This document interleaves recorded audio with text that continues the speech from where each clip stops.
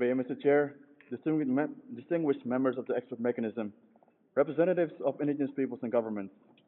We thank you for allowing the people of Maluku to speak today on this agenda item, focusing on a UN Declaration on the Rights of Indigenous Peoples. A declaration on the rights which remains the foremost instrument through which the world's indigenous peoples can stand up for their human rights and fundamental freedoms. Through the number of statements presented under this agenda item, yesterday and today, and from the recent EMRIP sessions, we can acknowledge that there have been almost no examples of good practices for the full implementation of the UN DRIP throughout the world. As bad practices continue to arise, also against the Alifur people of Maluku. We would like to direct your attention to two major issues that have our concern. Recently, at the international level, we have seen that states prioritize overcoming the economic crisis rather than to start protecting the planet we live on. The only sustainable that derived from the Rio Plus 20 meetings was the Indigenous Peoples Declaration on Sustainable Development and Self-Determination. The Rio Plus 20, or Rio Minus 20 outcome document, as Kumi Naidu, Executive Director of Greenpeace, would state, is something we are ashamed to share with our children. On the local level, we have learned the harsh reality that the continuous urge for economic enrichment overpowers the human rights obligations. Although the people of Maluku and West Papua managed to stop the Dutch government from selling $200 million worth of tanks to the Indonesian government, the government went to the Germans and bought $280 million worth of tanks for their armed forces. There is no doubt that Indonesia will use the military equipment against the people of Maluku and in the regions of Papua and West Papua, because everybody knows that tanks aren't used to make orange juice. Mr. Chair, distinguished great delegates, in its national report of the second cycle of the Human Rights Council's UPR review, Indonesia stated that, quote, the government of Indonesia remains highly committed to the implementation of the recommendation on the ratification of accession of international human rights instruments, unquote.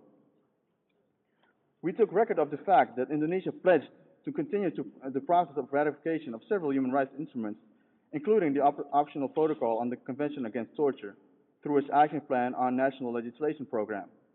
But we are obliged to note another policy of the indigenous government that is in breach of the Declaration on the Rights of Indigenous Peoples. On May 25th, political prisoner and freedom fighter Simon Saya was hospitalized, suffering from health problems due to prolonged torture after his arrest in 2008. During the session, he was refrained from adequate medical care by authorities. Reports indicate that since his hospitalization, he was visited by national intelligence agencies, forcing him to sign a contract. We identify this as a breach of UN Declaration Article 17. On this situation, a communication has already been submitted to relevant UN mechanisms, organizations, and procedures. Mr. Chair, we cannot identify the smaller injustices without declaring the mother of all injustices it derives from. Article 3, the right to self-determination, is the heart of the UN Declaration. We continue to assert our self-determination despite the international legal framework that too often serves to undermine our absolute authority.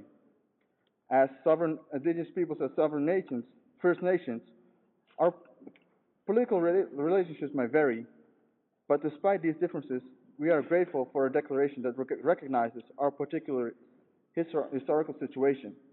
It meets us where we are in the present and works with our own particular way we want to express that. We've always asserted this. That's a reality. It is our right. The people of Maluku, just as several other indigenous peoples, including the Kanaka Maoli from Hawaii, have been a sovereign nation after decolonization from the Dutch since April 25, 1950. But as many other indigenous peoples, we have been illegally occupied by a colonial power. The will of Maluku to regain our independence remains in respect of Article 3 of the UN Declaration on the Rights of Indigenous Peoples.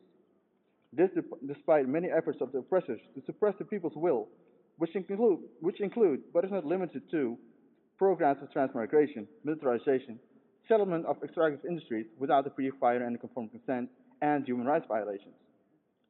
We are going to live on. We are going to survive. We will continue to fight for a right to live, to exist. Therefore, we present the following recommendations.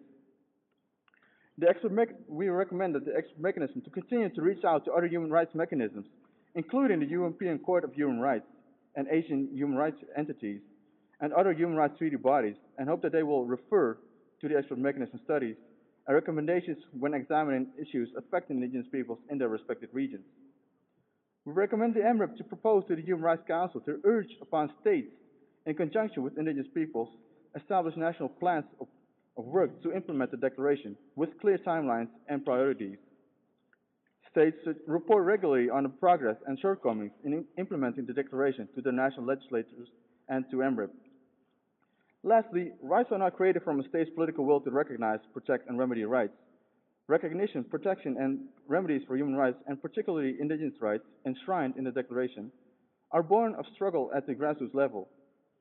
Indigenous peoples across the globe themselves are implementing the Declaration where they live, in spite of a state's lack of political will, many times in spite of violent reactions, the application of anti-terrorism laws, imprisonments, and an increasing already extreme marginalization and threats.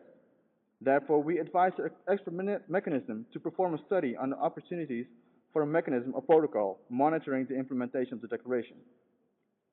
Finally, over the past 5 years here at the expert mechanism, we've discussed which thematic studies to undertake. We've written miles of language and recommendations on decision-making processes, education, and extractive industries, and we've roamed the sea of proposals to be submitted to the Human Rights Council for its consideration and approval. We've reached for our goals, and never have we been close to having them in our grasp. New ways to seek justice at the international arena and new opportunities to address our specific situations is making a difference between life and death. And so we need an international commitment equal to this unparalleled moment of possibility called the 2014 World Conference on Indigenous Peoples. And so we, the people of Maluku, ask the world's indigenous peoples to bring the full resources of our organizations and the full reach of our peoples to move for a successful 2014 World Conference. Matebulu, thank you, Mr. Chair.